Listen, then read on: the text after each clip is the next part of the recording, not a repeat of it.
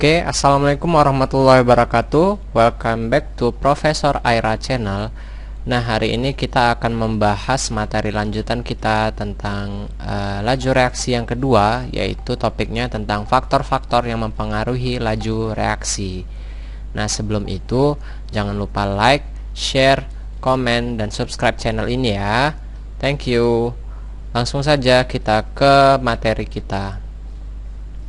Laju reaksi. Ya, mungkin di sini tidak perlu saya bahas panjang lebar lagi ya, karena sudah kita bahas di video yang sebelumnya.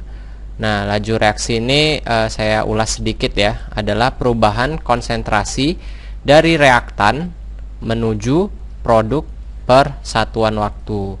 Jadi intinya persatuan waktu produk akan bertambah, sedangkan reaktan akan berkurang. Karena apa? Misalnya ini ya, A menjadi B ya. Ini kan reaktan ya, zat yang akan bereaksi. Nah, sedangkan B ini adalah produk ya, atau hasil reaksi. Sehingga reaktan persatuan waktu lama-kelamaan akan habis ya, karena akan berubah menjadi produk. Nah, produk lama-kelamaan akan bertambah. Seperti itu. Nah, untuk mungkin apabila yang masih belum paham, silahkan tonton lagi ya video yang pertama tentang laju reaksi. Oke, laju reaksi itu ada reaksi yang berjalan cepat dan ada reaksi yang berjalan lama ya. Contohnya yang berjalan cepat, misalnya apabila kalian beli tablet Redoxon ya, Redoxon vitamin untuk tulang itu ya. Nah, itu apabila kalian masukkan ke dalam air, dia akan bereaksi ya. Bisa kita lihat dari gelembung-gelembungnya yang keluar ya. Dan tidak sampai mungkin 2 menit, maka reaksinya akan akan selesai ya, dengan kita lihat dengan gelembungnya yang sudah tidak keluar lagi. Itu contoh yang reaksi berjalan cepat. Atau juga bisa kita contohkan dan misalnya kertas yang kalian bakar ya, kertas dioksidasi akan menghasilkan CO2. Nah, itu adalah contoh dari reaksi yang cepat ya kan, dia akan terbakar. Contohnya lagi misalnya bom atom atau nuklir, itu contoh reaksi berjalan dengan cepat. Sedangkan reaksi yang berjalan dengan lama juga banyak ya, contohnya besi berkarat. Besi berkarat kan tidak serta-merta besi bereaksi dengan air dan oksigen akan menghasilkan besi berkarat ya, tetapi butuh berhari-hari untuk terjadinya perkaratan. Contohnya juga misalnya roti ya, roti yang berjamur ya, dan banyak lagi contohnya. Oke, kita lanjut ke topik kita yang intinya ya. Oke, faktor-faktor yang mempengaruhi laju reaksi. Jadi ada 5 faktor yang mempengaruhi laju reaksi. Yang pertama adalah konsentrasi, lalu luas permukaan bidang sentuh, suhu, tekanan dan volume, dan katalisator. Nah, di sini akan kita bahas satu-satu, mulai dari konsentrasi. Nah, konsentrasi itu lambangnya M ya. Nah, lambangnya M. Atau bisa juga lambangnya buka kurung seperti ini ya, kayak misalnya gini. Nah, ini artinya konsentrasi Na ya, bisa juga lambangnya M. Oke, di dalam laju reaksi semakin besar konsentrasi reaksi ya, atau reaktan tadi, maka laju reaksi semakin meningkat. Nah, ini kenapa? Karena semakin besar konsentrasi menyebabkan jumlah partikel reaksi persatuan volume akan meningkat. Nah, kalau misalnya partikel pada reaksi semakin banyak, artinya kemungkinan dia bertumbukan semakin tinggi, ya enggak? Sehingga laju reaksinya semakin meningkat. Nah, contohnya itu misalnya di sini ada jalan raya ya. Saya gambarkan seperti ini ya, jalan raya misalnya ini. Nah, ini jalan raya 1, ini jalan raya 2 ya. Nah, misalnya di jalan raya 1 ini rame nih. Kita anggap jalan raya ini volumenya ya. Yang di sini rame nih mobil-mobil. Nah, kita anggap mobil-mobil yang rame di jalan raya ini adalah partikel pereaksinya. Sedangkan di jalan raya yang kedua dia sepi, paling hanya 1-2 saja mobil. Nah, ini kita anggap partikelnya. Maka secara logika saja, kalau misalnya kita lihat kemungkinan yang paling besar terjadi tumbukan di mana? Terjadi tabrakan di nomor 1, ya enggak? Iya dong, namanya juga dia rame ya. Pasti kemungkinannya lebih besar bertabrakan di jalan raya yang pertama dibandingkan jalan raya yang kedua yang sepi. Nah, seperti itu juga dengan laju reaksi. Ya, semakin banyak partikel-partikel pereaksi di dalam volume tadi, di persatuan volume, maka kemungkinan jadian dia bertabrakan semakin tinggi. Nah, otomatis laju reaksi juga semakin besar. Ya, seperti itu. Nah, dan konsentrasi ini hanya berlaku pada reaksi aqua atau campuran dan gas saja ya. Oke, kita lanjut ke materi kita selanjutnya. Luas permukaan. Oke, luas permukaan. Nah, luas permukaan ini hanya berlaku pada senyawa yang solid atau padat ya. Nah, semakin luas bidang sentuh zat padat, makin banyak jumlah tumbukan akan terjadi. Nah, maka laju reaksi semakin cepat. Nah, bagi yang nggak tahu luas permukaan, ya, jadi luas permukaan itu adalah luas bidang sentuh suatu zat ya. Misalnya ini, ya, ini ada tablet, ya, dan ada tablet yang misalnya kita belah dua. Sama ini tabletnya. Ini sama, anggap aja sama ya. Ini tablet 1, ini tablet 2, tapi sama besarnya. Nah, luas permukaan itu ini dia, luas permukaan bidang sentuh. Jadi hanya sisi di luarnya saja yang bisa tersentuh saja. Nah, ini dia luas permukaan. Nah, sedangkan yang 2 ini luas permukaannya ya, yang di luar dan di dalam yang dipotong. Maka mana yang lebih besar luas permukaannya, nomor 1 atau 2? Nomor 2, karena nomor 1 hanya permukaan luarnya saja, sedangkan nomor 2 dia permukaan luar dan permukaan yang telah dipotong sehingga dia lebih besar. Bagaimana dengan misalnya dia berbentuk serbuk, tetapi misalnya tablet 1 ini kita hancurkan jadi bentuk serbuk. Mana yang lebih besar luas permukaannya? 1 atau 3? Maka jawabannya 3 ya. Intinya semakin kecil dianya, ya, semakin kecil bentuknya tadi, maka luas permukaannya semakin besar. Karena semua sisi-sisi dari serbuk ini akan dihitung luas permukaannya. Nah, maka kalau misalnya kita lihat di sini, tablet itu luas permukaannya lebih kecil daripada serpihan. Misalnya serpihan ini ya, yang sudah dipotong-potong.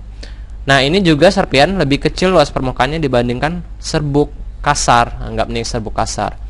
Dan lebih kecil dari serbuk halus. Intinya semakin halus ya senyawa tersebut atau benda tersebut, maka luas permukaannya semakin besar dan laju reaksinya akan semakin cepat. Seperti itu. Nah, contohnya misalnya kalian ini misalnya redoxon tadi ya. Dari tadi redoxon saja. Saya bukan iklan ya. Jadi misalnya redoxon yang ini kita masukkan ke dalam gelas. Ya, coba aja deh kalian praktikan di rumah. Yang redoxon yang dalam serbuk, tapi sama ya. Redoxon kaplet tadi kalian tumbuk menjadi serbuk, kalian masukkan juga ke dalam air. Maka yang paling cepat larut adalah yang ketiga, karena luas permukaannya lebih besar dan laju reaksinya lebih cepat dibandingkan yang pertama. Itu dia tentang luas permukaan bidang sentuh. Kita lanjut ke suhu. Mana pointernya? Oke nih, suhu. Nah, suhu juga salah satu faktor yang dapat mempengaruhi laju reaksi. Nah, semakin tinggi suhu ya pada sistem ya, di sistem reaksi tersebut, maka laju reaksi semakin besar. Kenapa seperti itu? Karena apabila suhu ini dinaikkan, energi kinetik partikel-partikel akan meningkat. ya, energi kinetik pada partikel tersebut akan meningkat. Dan ini akan menyebabkan partikel-partikel yang di dalam tadi akan bergerak lebih cepat. Ya, dia kepanasan ya, sepertinya ya. Dia bergerak lebih cepat. Nah, apabila partikel tadi bergerak lebih cepat, otomatis kemungkinan partikel bertabrakan semakin meningkat dan laju reaksi juga meningkat. Seperti itu, ya. Misalnya deh di jalan raya lagi, jalan raya terus ya. Ini yang contoh yang paling mudah menurut saya ya. Di jalan raya. Nah, di jalan raya 1 mobilnya kencang-kencang nih. Nah, kita buat mobilnya kencang-kencang. Sep. Sedangkan di jalan kedua lamban-lamban seperti kura-kura, seperti keong. Ya. Maka yang kemungkinan jadi dia bertumbrukan paling besar di mana? Di nomor 1 ya enggak, karena kecepatannya tadi kita anggap mobilnya partikel kencang dan itu akan berpotensi terjadinya tabrakan. Nah, seperti itu ya, ingat saja. Nah, rumus perhitungannya jadi V2. Nah, V2 atau laju setelah suhu meningkat ya, itu sama dengan V1 dikali N pangkat delta T per A. Nah, V1 ini laju sebelum suhunya meningkat. N ini adalah kenaikan laju setiap kenaikan suhu A. Jadi misalnya ada dia setiap suhu A dia naik 2 kali lipat, misalnya ada di soal, atau 3 kali lipat, maka N-nya itu 3 atau 2. Nah, sedangkan delta T ini adalah suhu sesudah dikurang suhu sebelum ya. Suhu sesudah dinaikkan dikurang suhu sebelum dinaikkan. Dan A ini adalah kenaikan suhu setiap N. Jadi misalnya dia naik 10 derajat setiap sekian N gitu ya. Jadi sama-sama ini saling berhubungan ya, N dengan A. Oke, kita lanjut saja ke contoh soal ya. Oke, kita masuk ke contoh soal dari soal suhu jadi ya. Nah, kita baca ya soalnya ya. Setiap kenaikan suhu 10 derajat, ini derajat ya, derajat Celcius, laju meningkat 2 kali lebih cepat. Jika pada suhu 35 derajat Celcius, lajunya 10 molar per second, maka pada suhu 65 derajat Celcius berapa lajunya? Nah, ini mudah banget teman-teman. Kita jawab ya. Diketahui dulu. Diketahui. Kita lihat di sini, setiap kenaikan suhu 10 derajat Celcius, artinya apa ini? A-nya, ya enggak? A-nya kenaikan suhu setiap N. Berarti kita buat sini A sama dengan 10 derajat Celcius. Laju meningkat 2 kali lebih cepat, berarti N-nya, ya enggak? N sama dengan berapa ini? 2 kali lebih cepat, 2. Kita buat 2. Nah, jika pada suhu 35 derajat Celcius lajunya 10 molar per second, berarti T1-nya ya, suhu awalnya itu 35 derajat Celcius. Dia kecepatan reaksinya berarti V1 adalah 10 molar per second. Maka T2-nya berapa? Maka pada suhu 65 derajat Celcius berapa lajunya? Berarti T2-nya itu adalah 65 derajat Celcius ya. Berarti setelah dia naik, maka yang ditanya kecepatannya setelah suhunya naik berapa. Nah, ini tinggal kita gaskan saja teman-teman, sangat mudah.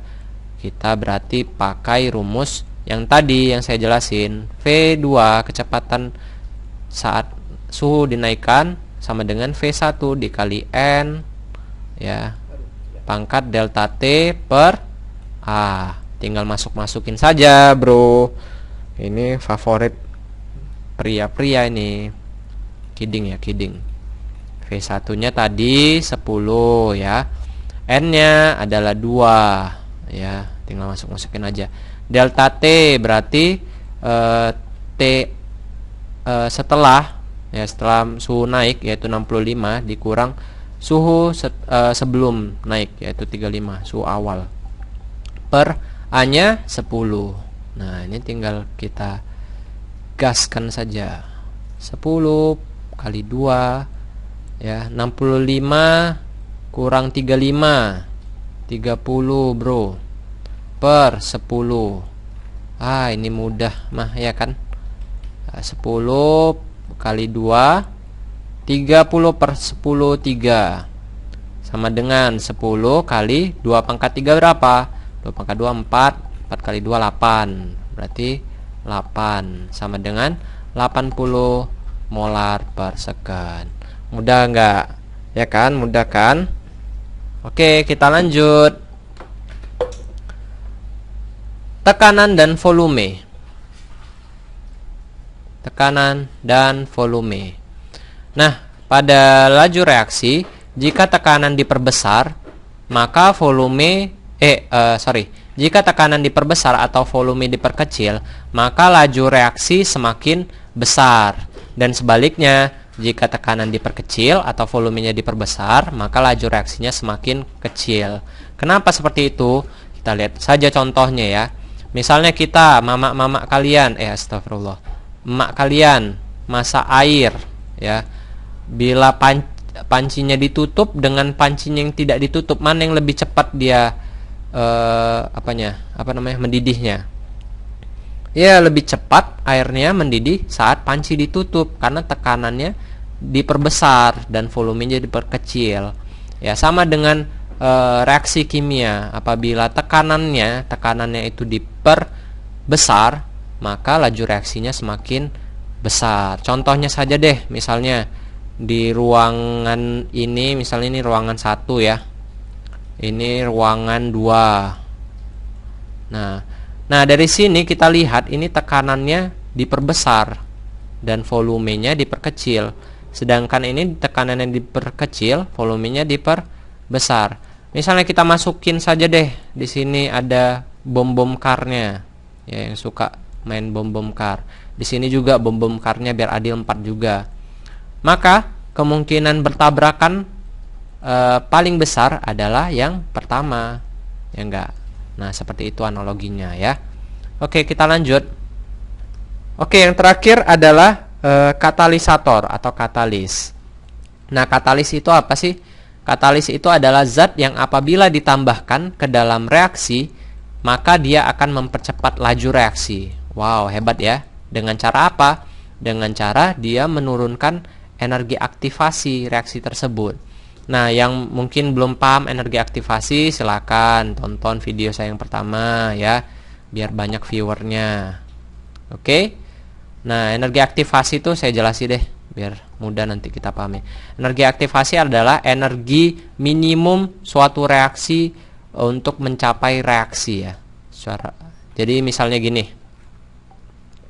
Nah, biasanya energi aktivasi itu digrafikkan ya. Misalnya, nah seperti ini. Nah, ini misalnya reaktan ya. Reaktan, ini produk. Jadi, reaktan ini harus mendaki gunung nih. Nah, menuju ke puncak. Nah, puncak inilah adalah dari energi aktivasi ya, energi aktivasinya. Nah, energi aktivasi ini adalah syarat reaktan ya, energi yang reaktan butuhkan untuk menjadi produk. Nah, seperti itu. Jadi otomatis kalau misalnya energi aktivasinya menurun ya, kan katalis ini fungsinya untuk menurunkan energi aktivasi.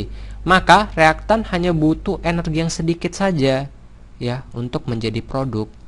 Nah, otomatis laju reaksinya akan lebih cepat dibandingkan tanpa katalis. Dia capek nih naik gunung paling tinggi, sedangkan pakai katalis hanya segini saja energi aktivasinya. Mudah ya dipahami ya. Yang belum paham tulis komen. Oke, nanti saya balas. Oke, contohnya itu nikel ya. Nikel adalah katalis dalam pembuatan margarin ya. Jadi untuk biasanya pabrik-pabrik margarin ini menggunakan katalis ya, yaitu nikel. Nah, besi juga merupakan katalis dari pembuatan amonia, yaitu proses Haber. Nah, kenapa pada pabrik-pabrik ini sangat dibutuhkan katalis? Karena katalis ini sangat hemat waktu ya. Dia dengan penambahan katalis, produk yang ingin diambil dari sebuah perusahaan atau pabrik akan cepat dapatnya, ya, karena dia menurunkan energi aktivasi, hemat waktu, hemat bahan bakar, karena dia hanya membutuhkan suhu yang rendah untuk terjadi reaksi karena penambahan katalis, dan juga berkurangnya polusi. Nah, seperti itu, ya. Dan katalis ini tidak ikut bereaksi, ya, dia hanya membantu. Jadi dia tidak ikut bereaksi pada reaksi tersebut, ya. Dengan dilihat dari penelitian, ya, saat reaksi tersebut selesai, ya, misalnya A ditambah B, ya, menjadi C, ini menggunakan katalis K misalnya.